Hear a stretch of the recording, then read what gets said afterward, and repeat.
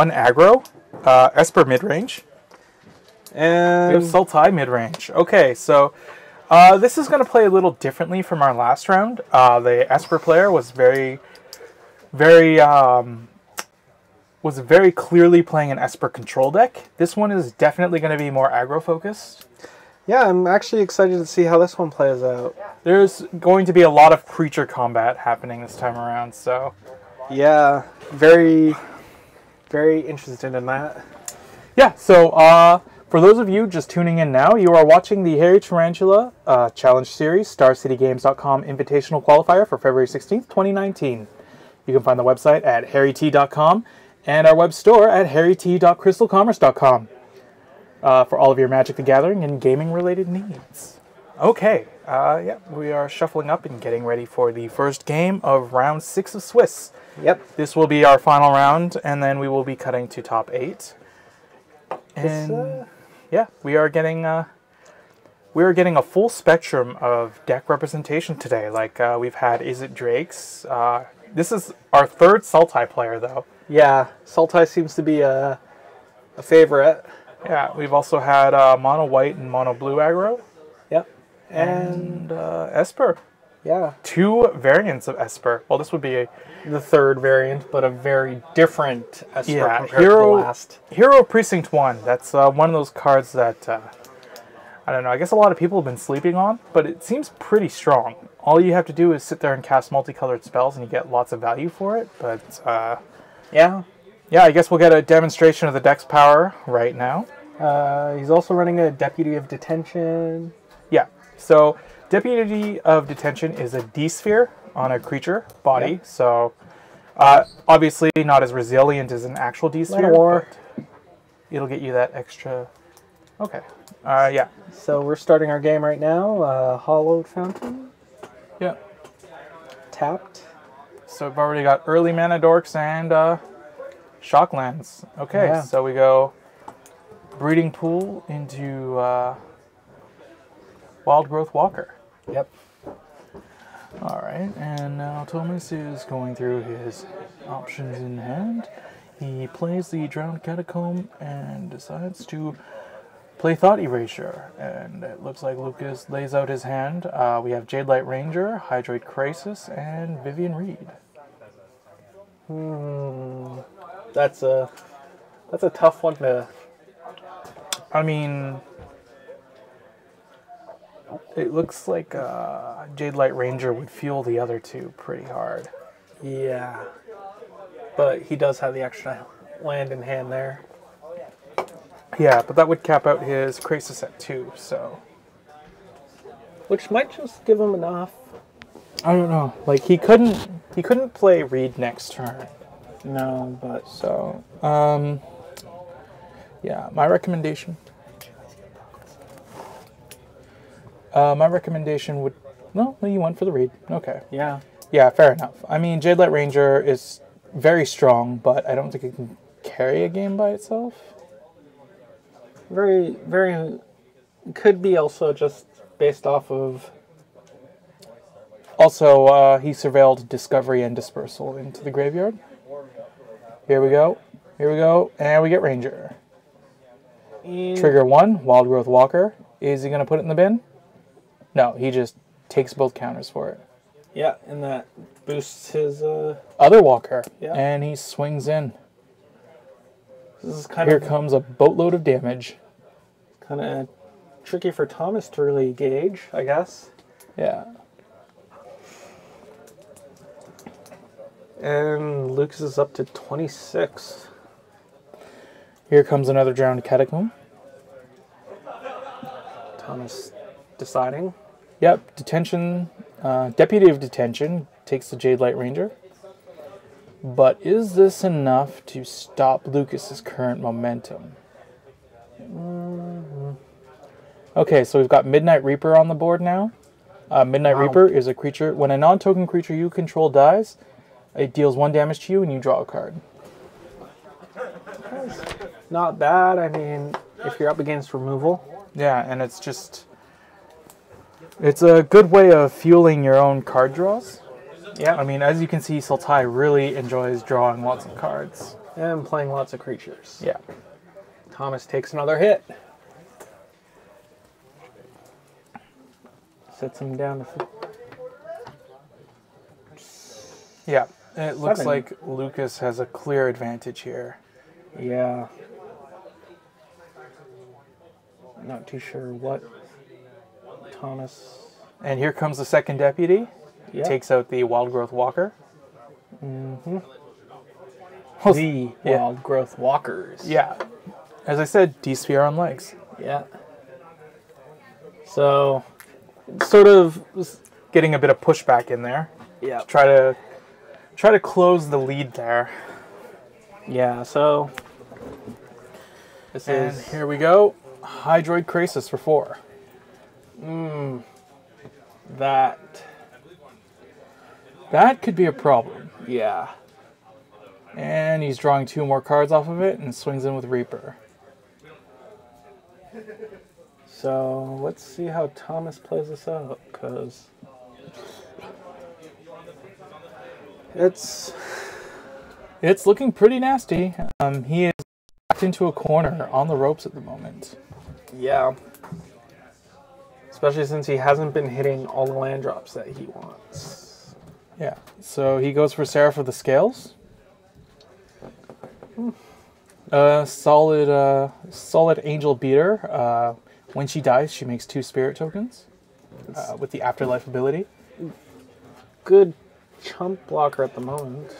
Well, if nothing else, it's a good roadblock to deal with Krasis, even if it's something of a trampler. So, Lucas seems to be figuring out how he wants to deal with that, if he can. And he does. It's a cast down. Yep. So that kind of pushes the clock a bit. Cast down is a very, very strong option in this format. Yeah, I've seen a lot of it being played. So it casts down the Seraph, and we get the 2 spirit tokens, and now it looks like Krasis and Midnight Reaper are going to try to finish the game.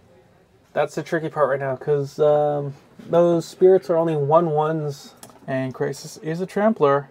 So he definitely has to throw up one of the detention... One of the deputies, definitely. Yeah. Just to keep himself in the game. I mean, he could throw the other spirit in front of Midnight Reaper. Well, isn't the Midnight Reaper trample? No. Oh. It's only the Krasis. So he could technically lose 3 life off of Krasis and still be in the game. It's just he's cutting it very close at this point. Yeah, watch him draw Shockland.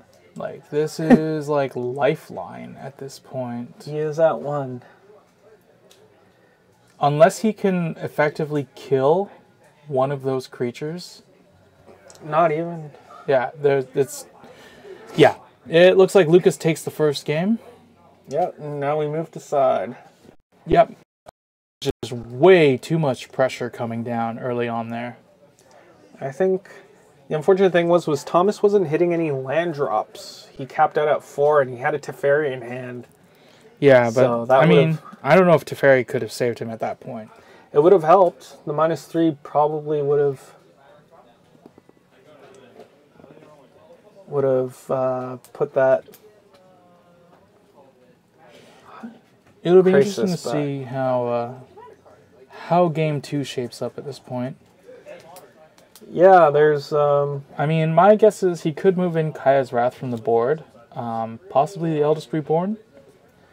There are a lot of strong removal options here. Yeah, it's kind of surprising, though, that he only has the 1 cast down in the side. None main. I guess he's looking to really do a lot more control with his Deputy of Detentions. Yeah, In a matchup like this, where it's kind of a mixed bag of going wide and going heavy. Sultai, especially with the +1/+1 counters that seem to be added to the Jade Light Rangers and the Wild Growth Walkers. Well, that's just it. Like, mid-range decks are always trying to eke out as much advantage as they can. You play efficient creatures and spells that grant you 2-for-1s, giving you lots and lots of card advantage. So when it comes to like a mid-range versus mid-range, it's like watching two King Kongs beat each other down in an open battlefield. And unfortunately, Lucas just had more strength behind his blows. That's all. Yeah, I mean, I think Thomas just couldn't catch up. Like And I said, he missed. Also think it's just much more difficult to like try to compete with Sultai, which is like, as I said, baseline one of the best decks in the format. Yeah. And it's just good at what it does. Like, green and black are just these strong mid-range colors. That's just how they operate. So when you're trying to do this on Esper, which does have a good suite of control options and removal, but where you're not getting that compensation is like in creatures, especially creatures that shut off interactivity. Or net you tons of advantage, like Rangers and Branch Walkers and Wild Growth Walkers. Well, it looked like Lucas took out his Land of War elves, at least a couple, Yeah. during his sideboarding. So what do we get? I feel like negates aren't necessarily a good thing for Thomas to pull in. All right, we are about to begin Game 2 of Round 6 at the Harry Tarantula Challenge Series. StarCityGames.com Invitational Qualifier for February 16th, 2019. You can visit our site at harryt.com or the web store at harryt.crystalcommerce.com for all of your Magic the Gathering and related needs. So yeah, our current players are Thomas Sladik and Lucas Dokal, who are currently playing Esper midrange and Sultai midrange, respectively. Lucas seems to be running a single hostage taker.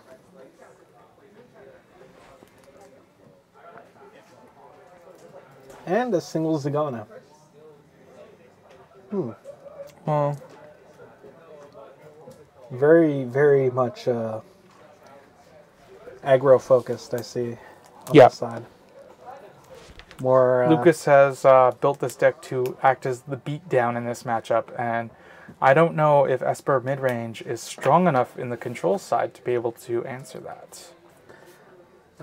Thomas does have 2 hostage takers on his side, which also work well with the Hero Precinct 1. It looks like they drew their hands. I think Thomas is kind of unsure about it. Yeah, he's got a lot of lands in his opening hand. 4. So, who knows? I think Lucas, however, chose to take the mulligan, Yeah. which is okay. He's going to be on the draw in Game 2.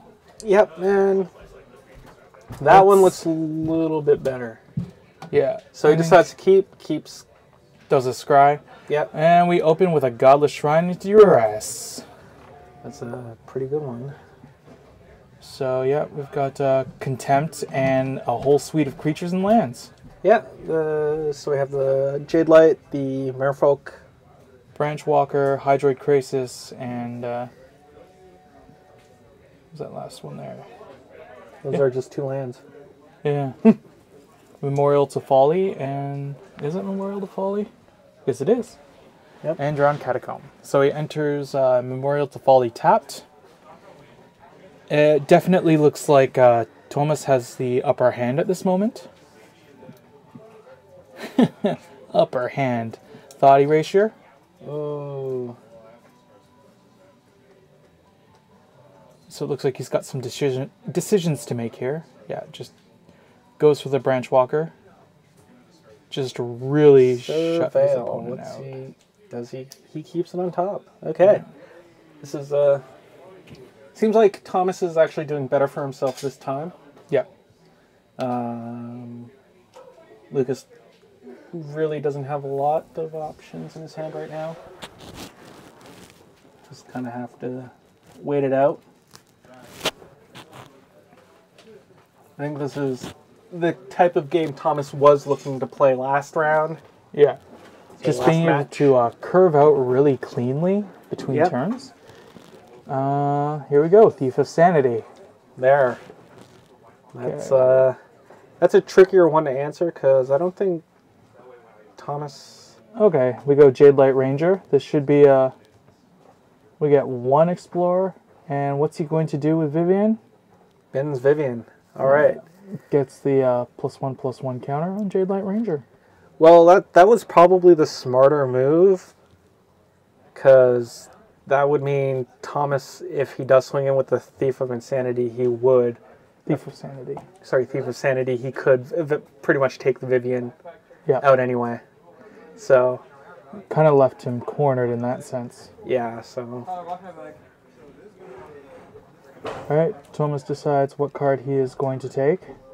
Consults his hand for a moment.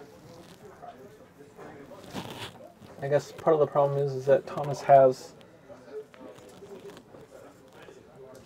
missed turn 4 land drop. And he returns a Jade Light Ranger and an Overgrown Tomb. Oh no, wait, that's a Woodland Cemetery. My mistake.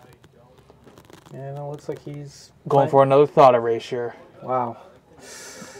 Ooh, that Chupacabra would be a bad prospect to face down. Chupa is a 5-drop, right? I think so, yeah. Yeah, so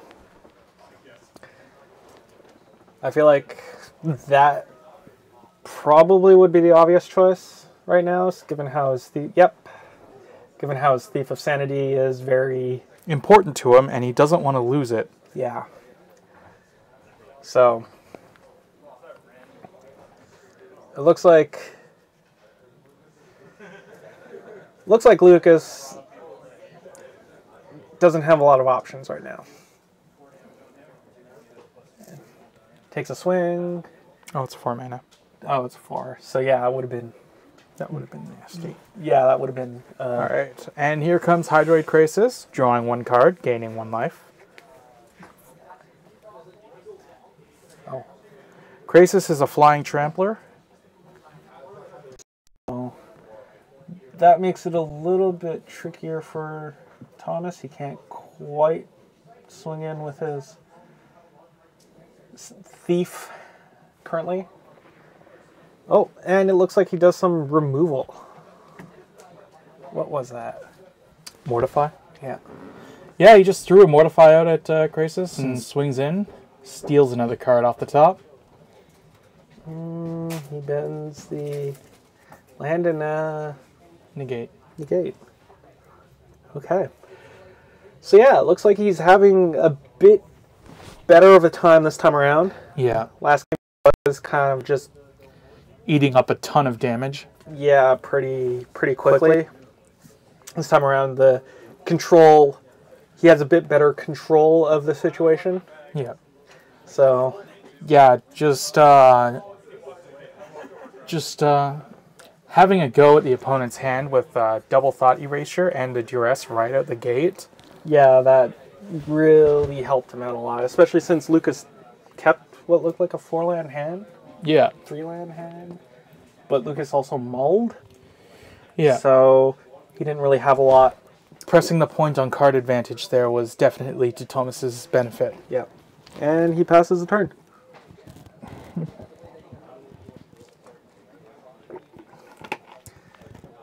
Is he looking to jump start?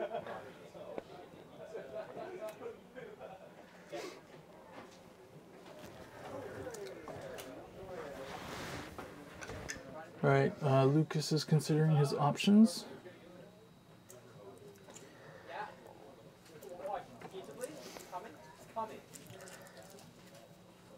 And wow. The thing is that Lucas is still kind of advantageous because of just how much damage he's...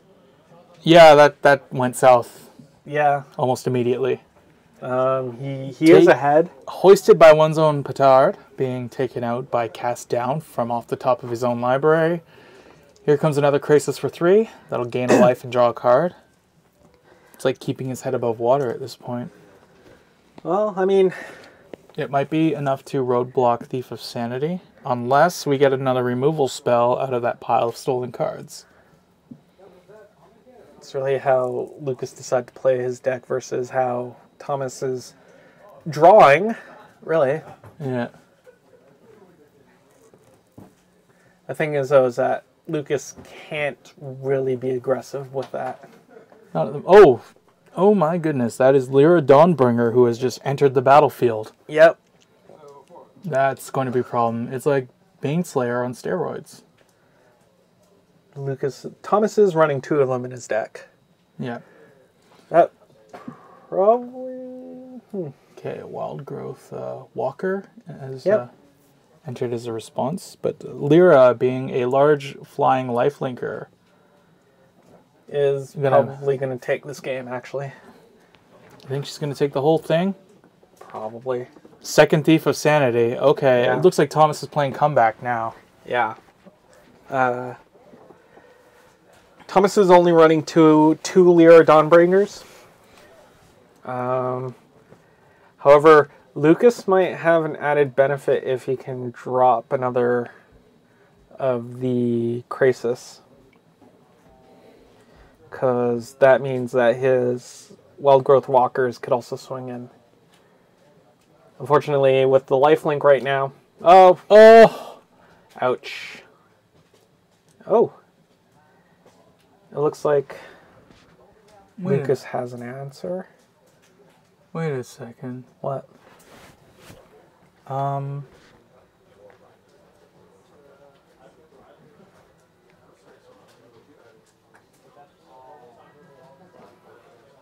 Is he? Isn't Lyra Dawnbringer legendary? Yeah, this... Hold on a second. Well, that probably didn't go as it should have. Excuse me, I need to step out for a moment. You can't go back. I know, but I should report what I saw. Okay.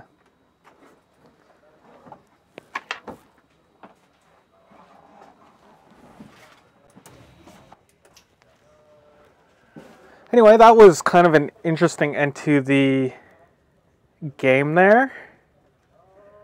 Looked like one of the players actually did something. Maybe they were just showing their hand to show just how much of a non-disadvantage they were at. Wow, that was kind of surprising. Anyway, by the looks of it, it looked like there were 2 Lyra Dawnbringers on board, which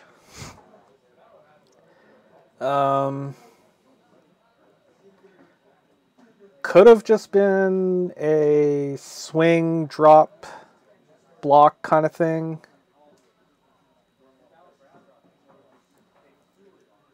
Yeah, so apparently, I don't know how that really played out. I couldn't hear the conversation myself, but it looked like one of the players actually had 2 Lyra Dawnbringers on board.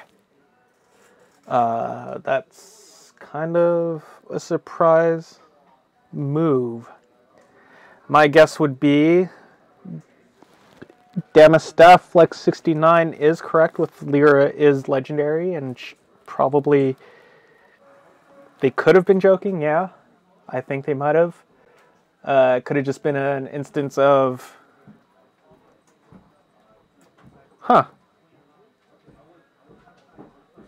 Yeah, that is kind of weird. That was just an odd match. Anyway, right, so now they're at 1 versus 1. Sorry, bleh. They're both at 1 win, so this looks like it's going to take the... Gonna see who takes the round here. And Lucas is on the play now, so we're gonna see how that goes. And I think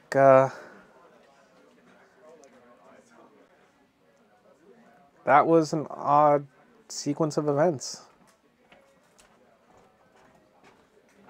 Yeah. What happened? Apparently the Lyra got countered. Oh, never mind. Yeah, so it's kind of weird. Judge call coming up. I guess somebody caught on to what was going on and asking a few questions. All right. Yeah, apologies about that.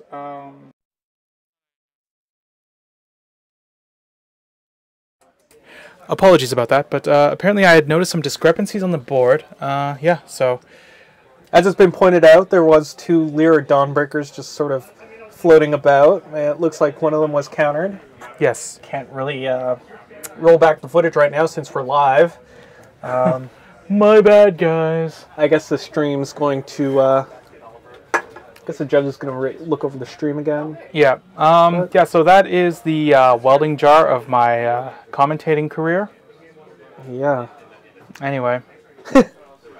Yeah, thanks guys in the chat. Oh. But it negated the stroke. Huh. So that probably shouldn't have been a thing. If that got onto the board, he couldn't swing. Yeah. So, I mean, to be completely honest... Just, you know, things to, I guess, keep track of. Your legendary rule. Yeah. Something to sort of point out. Don't know indeed what happened. Huh. Well, our judge has looked into it. I don't know what the What the final verdict was on that. We had a judge call on the whole thing, so he does have to choose one if both are in play. yeah. My figure would be that if he was going to do something like that, he would better off swing with one and then play another over it, and then play the other over it just so he has a blocker up. At any rate, we've started game 3 of the match. Yeah, and it looks like a duress is coming out. Right on turn 1. Yeah, duress is pretty good for that. Some difficult choices, it looks like. Cast down and Vraska's Contempt.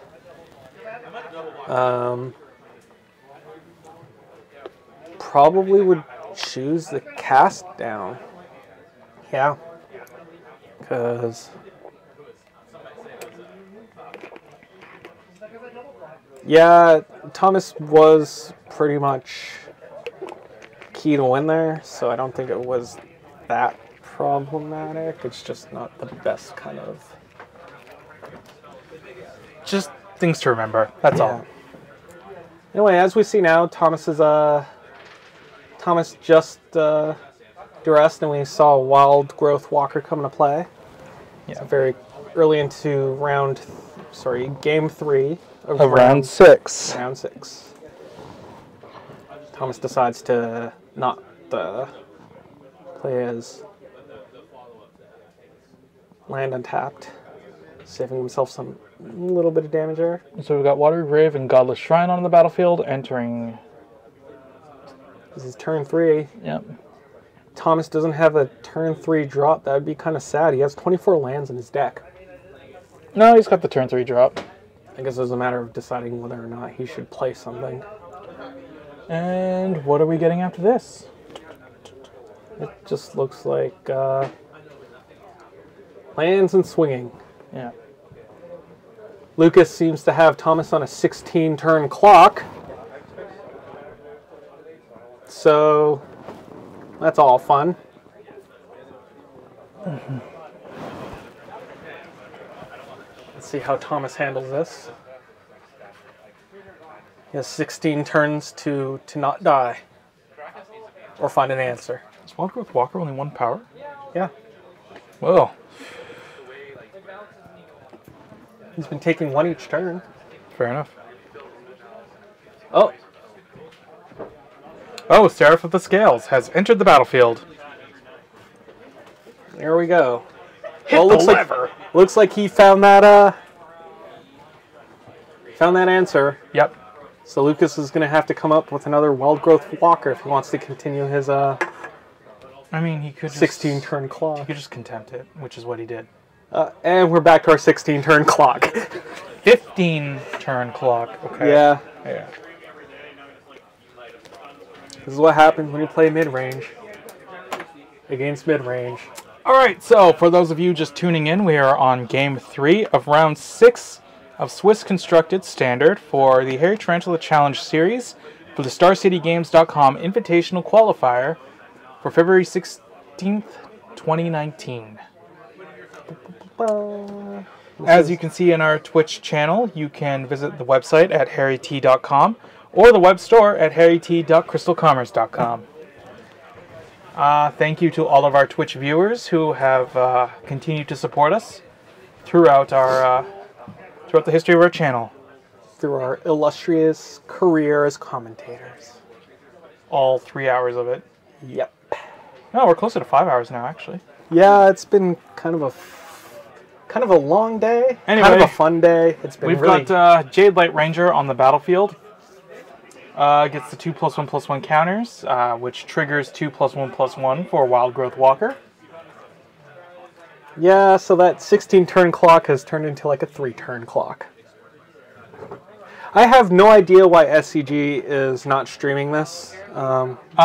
It's probably because this is a local store event. This is just a qualifier for the... Invitationals. Yeah, the actual invitational. So... maybe they will. Let's be hopeful. So Thomas seems to be on the ropes again, but at least he hasn't been been missing a lot of the land drops that he did in his first game. Yeah, walkers and rangers just get so much momentum off of their explore triggers. Yeah, so I guess that's why usually you see 4-ofs if you're seeing any of them. Yeah. Okay, so Thomas throws down Kaya's Wrath, which... wipes the board. Yeah. So that's a roadblock for Lucas.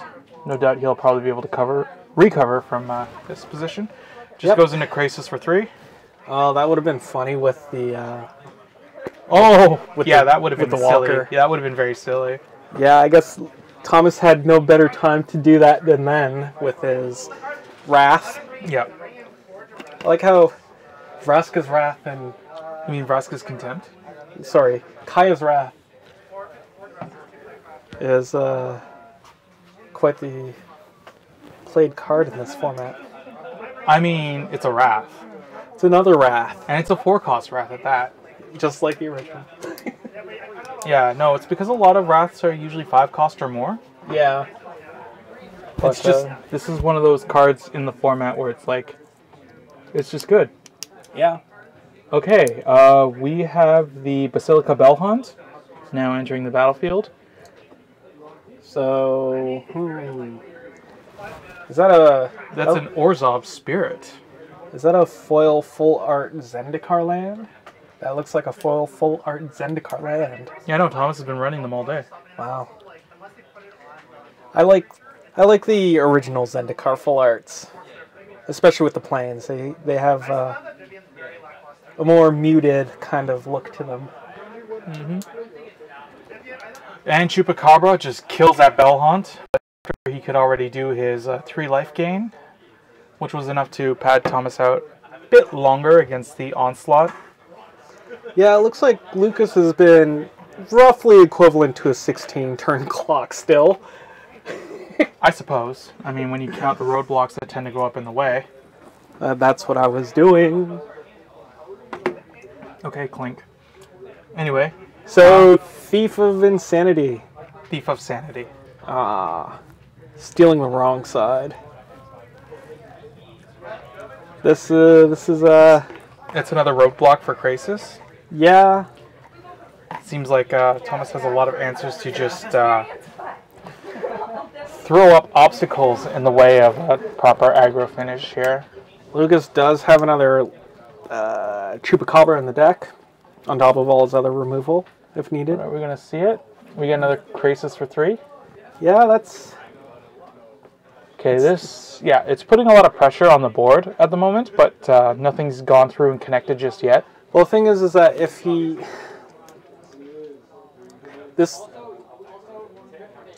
Okay, Thomas opting to take the damage off of the first Crisis attack. Yep. It becomes kind of a tricky thing right now, because luckily Thomas does have a lot of lands in play.